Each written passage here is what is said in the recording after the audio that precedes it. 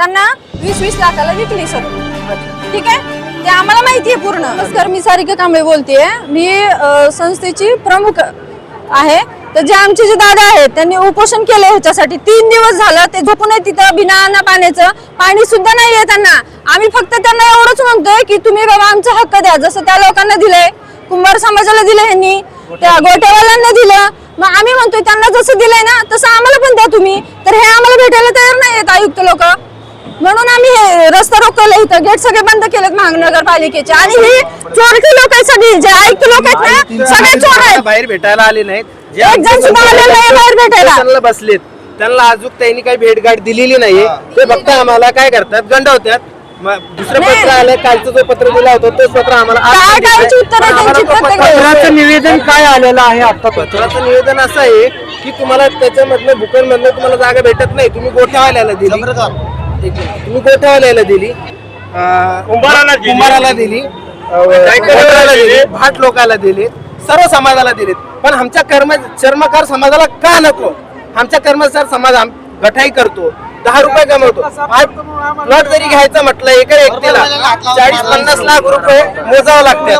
तो गठाई कर्मचारी तो देऊ शकतो का? नाही देऊ शकतो. आज पुणे महानगरपालिकेसमोर रिपब्लिकन चर्मकार महासंघाच्या वतीने केलेल्या उपोषणात वेगळे वळण लागल्याचे पाहायला मिळाले.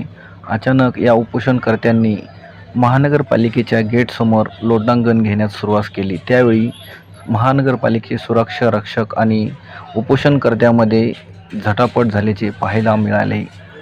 काही वेळ या महानगरपालिका परिसरामध्ये तणावाचे वातावरण निर्माण झाले होते. वेळी सुरक्षा कर्मचाऱ्यांनी सर्व उपोषणकर्त्यांना पांगवण्यास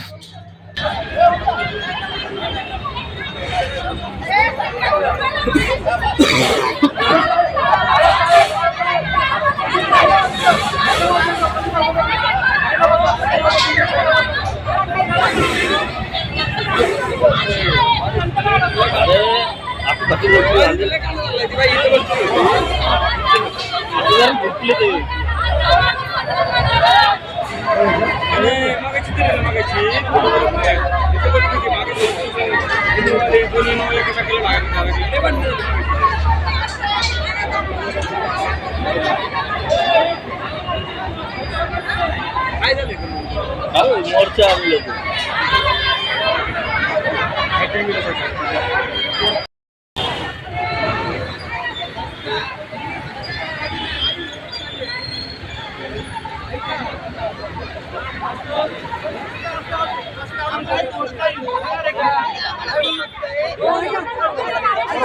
चर्मकार समाजाला जागा भेटणार आहे. हा, ती हे देत नाहीयेत, आयुक्त खाली येत नाहीयेत भेटायला.